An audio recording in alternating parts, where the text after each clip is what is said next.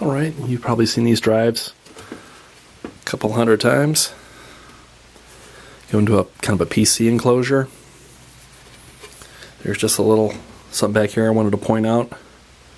It says SATA power, SATA power, SATA data.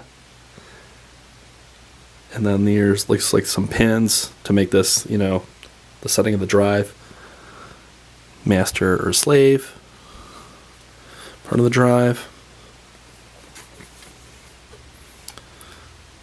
Screw holes for mounting of the tray, so it slides in.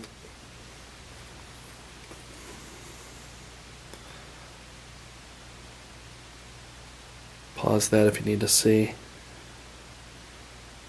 that information.